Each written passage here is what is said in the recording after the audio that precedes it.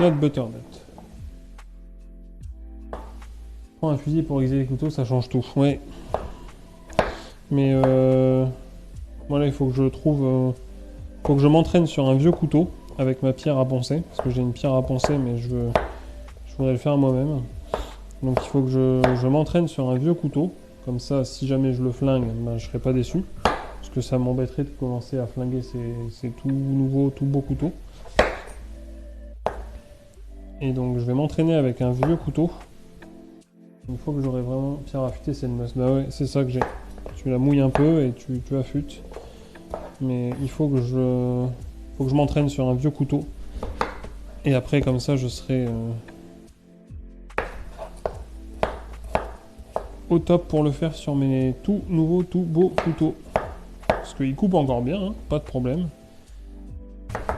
Mais je pense que ça leur fera du bien d'avoir un petit coup d'aiguisage, d'affûtage. Pareil quand je cuisine, après j'ai plus faim. Bah ouais, voilà, c'est ça. Moi quand je cuisine... Non, me dis pas ça, je suis abattu. Ah.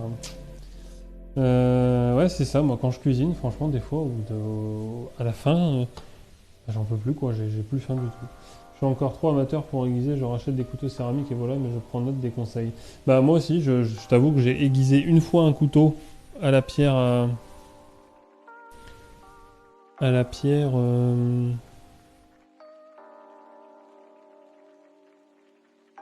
à la pierre à affûter et j'ai trouvé que c'était pas trop mal, ouais. Donc j'ai des vieux couteaux là que j'aurais pas trop peur de flinguer. Tu vois, genre ce genre de vieux couteau qui sert toujours bien, mais qui n'a aucune valeur sentimentale pour moi.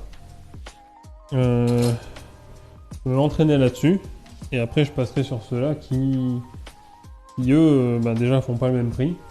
Et puis c'est un cadeau, donc ça a une valeur un peu plus sentimentale qu'un couteau acheté dans un supermarché, quoi.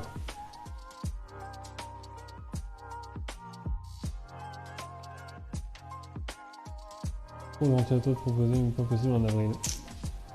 Oui, j'avais déjà des choses de prévues pour avril, surtout je suis très loin et pas les finances. Ben, moi c'est pareil, je suis pas à côté non plus, et puis en avril j'ai la famille qui remonte de Bretagne, donc on va essayer d'aller profiter un petit peu avec eux aussi. Coup dur en week-end. Tu ne peux pas les flinguer tant que tu affûtes bien autant de fois les deux tranches. Il y a juste l'angle à respecter un peu. Ouais, c'est ça, mais je veux m'entraîner pour avoir le bon angle, tu vois, Chester. Et t'as plus faim surtout quand tu goûtes toutes les préparations. C'est vrai. Il y aura d'autres occasions, ne te tracasse pas mon hibiscus. Bah oui, mais oui, ne vous inquiétez pas. Donc, on va se prendre une casserole. On va y mettre notre butternut.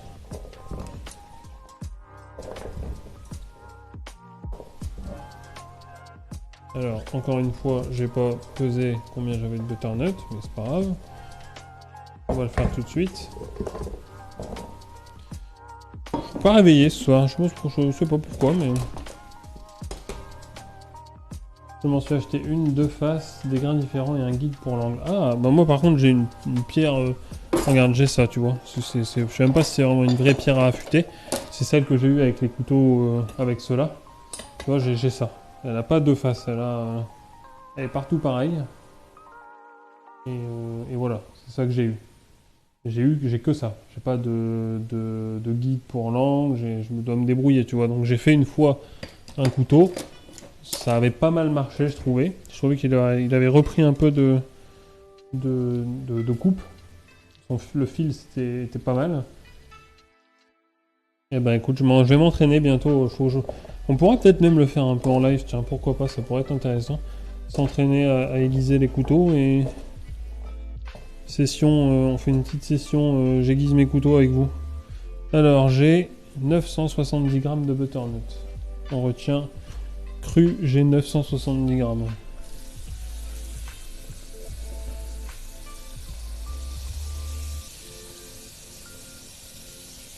De toute façon, je vais suivre la recette. Ce qui est cuit en plus, je vais le garder, j'en ferai une purée à côté. Hop, et on va cuire ça tout doucement.